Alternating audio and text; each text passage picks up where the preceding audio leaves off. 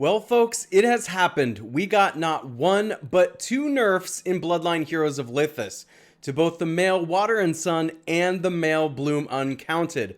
But how much does it actually matter? We're going to take a look at the changes. I'm going to explain what it means, and then we're going to dive into the arena to see what actual impact it has.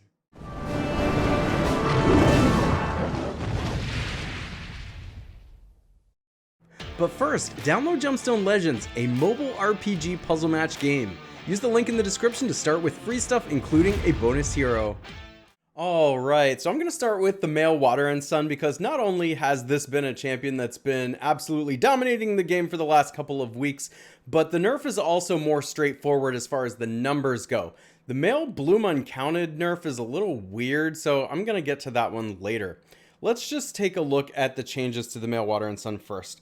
There was no changes to Elysian Favor, so we're going to skip that. Most of the changes happened to the ultimate, which is Elysian Veil. And if you've been playing with or against male Water and Sun, you know that ultimate goes off over and over and over again, and it's a bit unbearing. He can be like a one-man team. And especially when you start pairing champions with him that have control effects, he's just unstoppable. So let's read through this whole thing because there were a lot of changes to it and then describe what it means. So it says, channeling the spell for a short period consumes 125 energy per second to summon a roaring wave that ripples through the battlefield, restoring all allied champions' constitution by 300%, which is a reduction from 500%. So that's about a 40% change of the caster's strength, and dealing damage to all enemies equal to 300% of the caster's strength, which is also a reduction from 500%. So in summary, the healing and the damage was reduced from 500% to 300%. That's about 40%. Might seem like a lot, but with as much damage and healing as he was doing before, this might still be very, very good. For every 5 waves that hit, allied champions are healed by an additional 10%, which was reduced from 15%, of their max constitution, and enemies will be inflicted with an additional stunned effect for 2 seconds. So, you know, overall, just to make it simple, there's been a big reduction to the damage, to the healing, and to the additional healing on the ultimate. There was also a reduction to this skill, Elysian Reincarnation, or a couple of changes, I should say. One of them is actually an increase. But when an enemy is inflicted with control effects other than silenced and knockback, the caster gains 125 energy, which was reduced from 250. So he was gaining a whole lot of energy before, and now that's been reduced by half. And then the second part says, when the caster is inflicted with control other than knockback, they can become immune, which costs 150 energy. So now the cost has also gone up. That's the part that's been increased. So now instead of taking the control effect, it's costing energy of 150, which used to be 100. So it was an increase from 100 to 150. The immunity can be triggered once every 6 seconds. Okay, so that's a lot as far as numbers go. But if you remember looking at the stats page of when you get this guy fully leveled up and you're playing with him, he just does an absolutely enormous amount of damage and healing. And so a reduction of 40%, theoretically, before we even go play test him, it should actually just bring him in line with the Bloodcraft Legend champions, I think. He might even still be a little stronger than them because, like, I have my Phoenix who deals a ton of damage, and he was just like doing more than twice as much. And I have my Phoenix at 700 level, and quite honestly, I went on vacation and have not really been able to level up my male Water and Sun all the way yet. He's close to being max, but he's not there quite yet. And still, he was doing like more than double the damage of my Phoenix was. Okay, let's take a look at the male Bloom Uncounted, because this one's super weird. I'm going to describe the changes first, and then how this is actually a nerf. Ethereal Charge is the first one that had a change, and I'm not going to read through all of this, but because there was only one little change to it, and that was that clone damage taken was reduced from 60% to 40%. So what that means is now the clones are taking less damage. So now your clones are actually tougher. Like they'll last longer, which I think is cool, but that seems like a buff, right? Okay, now let's take a look at Shimmering Lunge. Maybe it's supposed to be lunge. I don't know why it has an E on the end, but Shimmering Lunge. What do you think this is? Anyway, okay. So the damage here was actually increased from 200% to 350%. Wait a second. Okay, over here, the clones got tougher, and now the Bloom Uncounted's dealing more damage by percent? What? So what the heck happened? Why is this a nerf? This is actually a nerf because there was a bug with Bloom Uncounted that was creating a multiplier, which was the reason for all the ridiculous amount of damage that Bloom was doing. So when they fixed the bug, they actually had to increase the damage of what he was doing to allow him to be more relevant. So it was that the nerf is really just fixing a bug. It's not actually changing the numbers of anything, except that they had to increase the numbers to make him at least somewhat what he was before. Now, even though it looks like Bloom Uncounted was buffed, I'm actually a little more worried about him than I am the Male Water and Sun. I think the Male Water and Sun is still going to be an S tier type of champion. He's just not going to be a one champion team, if you will. The Bloom Uncounted, though, the best thing he had going was he was truly an assassin. Getting in the back row and just taking out an opponent, usually one of the more difficult opponents to remove, or a really heavy damage dealer, or something like that. In fact, Bloom Uncounted was one of the ways to try and counteract a Male Water and Sun. So a reduction to his damage is really reducing what he does best. So the bug fix, even though it's showing damage increase, is actually reducing the amount of damage he does.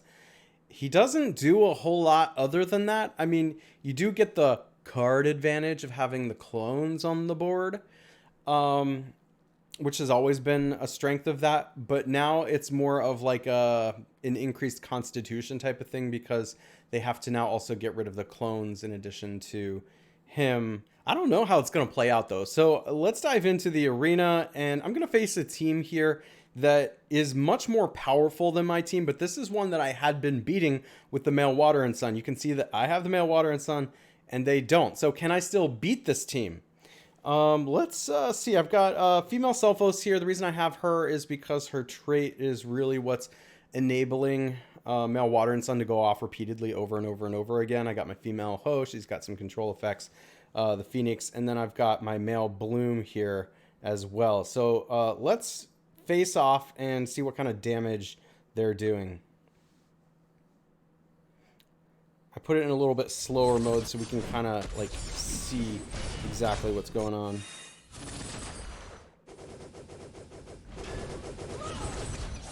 Okay. Ooh, did you see that? The male Bloom went off, but that really didn't do a lot of damage. Back there. We'll see what the final stats say. He is sticking around, though, so he's tough.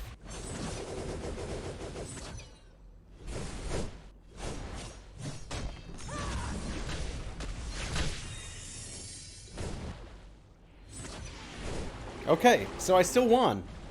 So that's still a matchup that I can win with the Male Water and Sun. And yeah, look at that. Okay, huge damage still.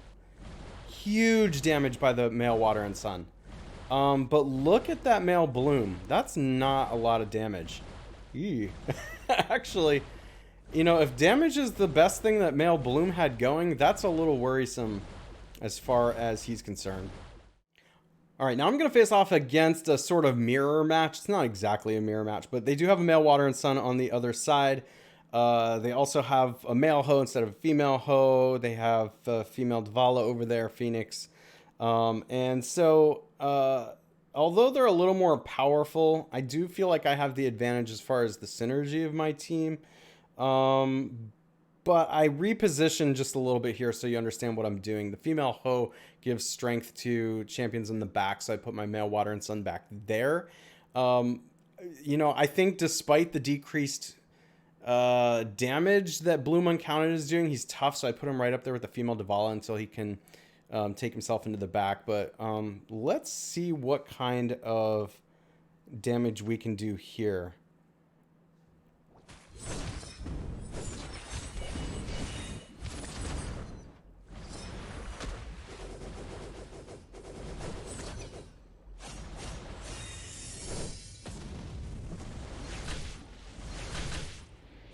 Okay, that male Bloom hit seemed to have a little more impact, but yeah, their male sun started healing, but it looks like they all just started dying at the same time, so I should be able to win this one. Just gotta take down their Phoenix and also their... What do they have left? Oh yeah. Okay, there we go. All right. What do the numbers look like this time? Yeah, male water and sun still way out in front. Maybe not quite as much as previously, and this is actually more what I expected to see. Was he used to do more than like double of what my Phoenix did. He's still way above her, but not as much as he used to be. The male Bloom did show a little more there as far as damage goes. I did feel the impact a little more on the board with him this time. But that's still far less damage than he was doing before. Now here we go with a significantly more powerful team than mine. I'm going to use the same kind of setup here to try and get a lot of damage out of male water and sun, putting him in the back, and also trying to protect my team with the Bloom up front, at least to take a little bit of damage from their female Davala before my female hoe can kind of take over. Here we go again. So I'm just increasing the power level of my opponent here. I'd still say I have the benefit of the synergy in the way I set up my team.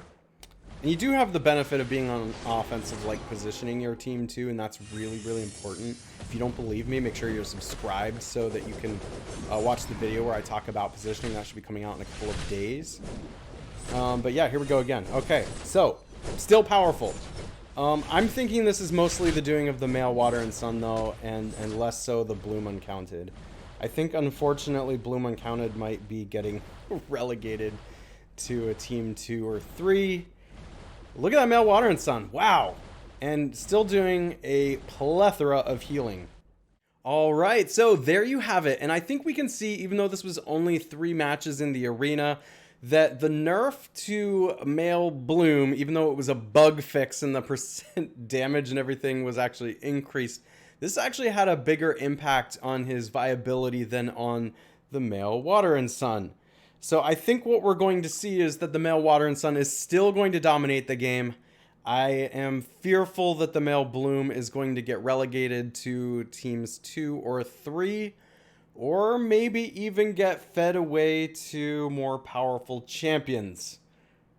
Because in those matches, I'm a little concerned that his best trait, which was to absolutely annihilate one opponent, to assassinate them, is just not happening anymore. But this is going to take some more testing in Valley of Conquerors, Guild Conquest, things like that, which I'm surely going to do. I'm just... not in any of those matches to show you right now. We'll work on that as a community. Please feel free to let me know in the comments if you've tested this out in other formats within the game and what you think. Let me know any other thoughts you have as well. And if you enjoy videos like this, make sure to like, subscribe, and hit that bell notification, and I will catch you in the next one.